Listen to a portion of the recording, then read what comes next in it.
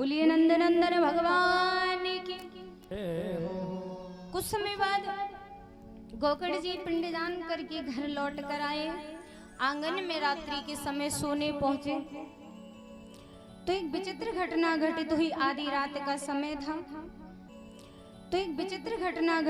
आधी रात का समय था। अपने भाई को सोता देखकर धुंधकारी अपना बड़ा ही भयानक रूप धारण करने लगा। तो घर वालों को भी शांति से मत रहने दो।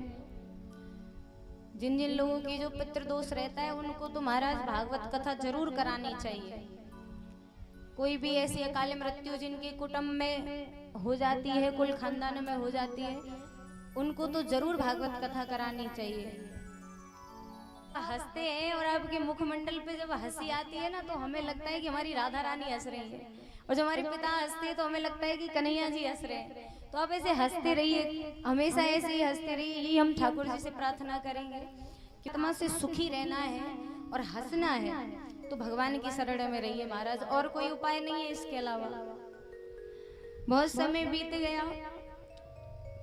गोकर्ण जी ने देखा कि कोई प्रेत हमें परेशान कर रहा है, तंग कर रहा है। गोकर्ण जी ने उसी समय अपनी अंजलि में अभिमंत्रित जल लिया। अभिमंत्रित जल को लेके उस प्रेत पर कुछ छींटे मारे। जैसे ही कुछ बूंद उसके ऊपर गिरी, अभिमंत्रित जल के छींटों से उसको कुछ समय के लिए शांति प्राप्त हुई। गोकर्ण जी ने उनसे उनका परिचय पूछा।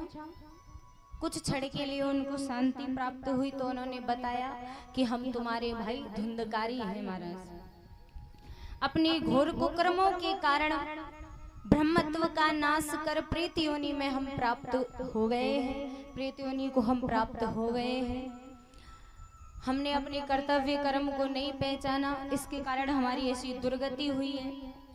आप हमें इस प्रेत योनि से मुक्त कराओ, मुक्ति का कोई रास्ता बताओ। हमें बड़ा ही कष्ट होता है इस प्रेत योनि में। इसलिए जो लोग आत्महत्या करते हैं ना महाराज, उनसे हम विशेषकर बता रहे हैं, किसी के ऐसे विचार आ भी जाए, मरने के बाद, आत्महत्या करने के बाद इंसान सुखी हो जाता है और भी बुरी दुर्गति हो जाती है। गोकर्ण जी से प्रार्थना करने लगे, रोने लगे।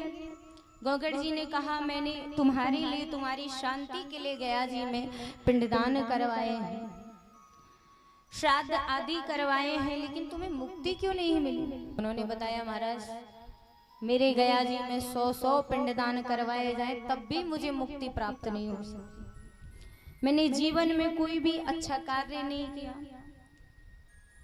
मैंने कोई भी सत्कर्म नहीं किया, कोई भी पुण्य नहीं किया, मुझे कहां से मुक्ति मिलेगी? कर्तव्य है उनको योनि से मुक्त कराना। उनको देव की स्तुति करने लगे, उनसे